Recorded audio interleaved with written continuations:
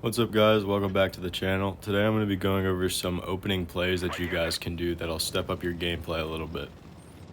We've got a couple of light tank ones. I'm better in light tanks. It's my main vehicle class that I play, so there's going to be a lot of those. But there's a couple here that are applicable to even slow heavy tanks, and I did an example using the mouse too to show that it can be done in any vehicle.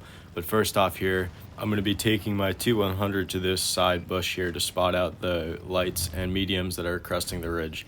And the important part about this is not just spotting them so that my team shoots them as they go over the top, it's keeping them spotted, because a lot of the time, for example, this STB1, he doesn't know that he keeps peeking me and keeps getting himself spotted. So he counts to 10, he never gets the light bulb again because he never goes unspotted, and then in a second here you'll see him crest the ridge and get absolutely punished for it. So it's important to keep people spotted, and this is where your trigger discipline comes in. I can fire there at the end because he's not going to peek that again, and this spot is pretty much burned because nobody's going to peek my angle anymore. But before that, you got to know when to fire, when to not fire, because if he's going to stay spotted, keep in mind, he's not going to get that light bulb for a second time. He's going to continually stay spotted, get no light bulb, count to 10, peek while still spotted with everybody pre-aiming him, and that's how you can pick somebody off really easily at the beginning of the game without even firing a shot. Alright, so here we're on Canal, and this is the mouse example I was talking about.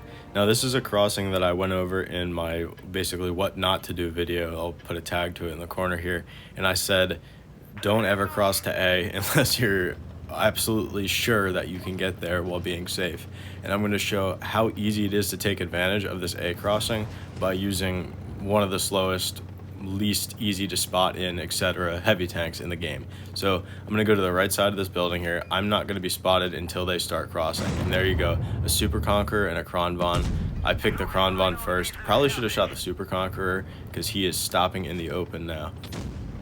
And you can see this is pretty much an ideal scenario for this because we have two 268s on the team and a Minotauro. So I'm putting in my 460 alpha shots. They both have 640 guns, and that Super Conqueror is down to 224 HP at the beginning of the game, and I have 2,374 assists. And the important thing to keep in note with these spots is I'm not just going to sit here, because once you use it, it's burned. Like, they know you're there. There's no point in staying. So I leave that spot. I eventually drive down that middle bridge and so on, but just you gotta know where the battle's headed to know where to go after your initial position. So here I've also displayed this spot before, but this is a pretty good example of it from a different game from the south spawn. I go here, and there's a bush to the left that I don't like to peek when I do this, because if there's a light tank in that bush, they'll outspot you.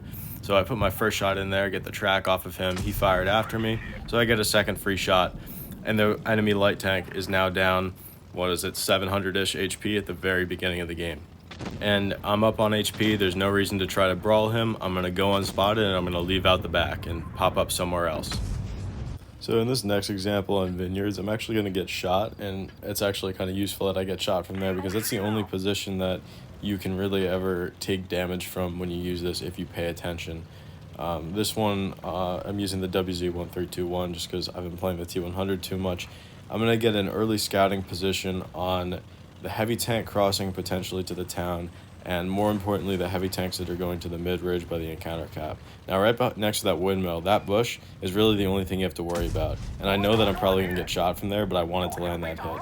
You see how many enemies I spot, though. Like, this is really good.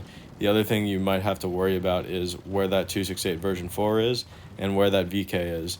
If you can't spot that far, they can shoot you from there. Sometimes in certain light tanks with enough view range, you can spot that back lane while they're driving to town as well. So this spot is really useful, and this is the pathing that I like to use to leave it. Whether or not you go underneath or over the rock is up to you. You can see the T30 actually saw me leaving there because I went over the rock, but in the end, it doesn't really matter. So that's the spot, and that's how you leave. Alright, here we are on Lagoon. This is the #1 most well-known spot on Lagoon. This position is useful to go to if there are a lot of heavies and tank destroyers on the enemy team. It does not work so well if there's a lot of lights and mediums because they don't make this crossing. If there are lights and mediums, you're going to want to make a left right here instead of making it right. Not going down the middle, but going more to the left. But anyway, there's heavies, so I'm going to go to this bush right here. And when they make this crossing, you'll spot them. And if you wait until they go into that bush and fire, they won't spot you. And unfortunately, I got there just in time to spot the Sheridan. He didn't spot me from the last round I fired, but he spotted me from that one. and I end up seeing their E100 and their standard B crossing as well, which also pretty much indicates to me that this whole area on the other side of the map is free because both their light and their med are on the heavy side. Alright, so I'm going to wrap up the video here. I don't want to overload you guys with too many little spots at the beginning, so you can try these ones out. These are a lot of pretty common maps you'll get, and let me know how it goes.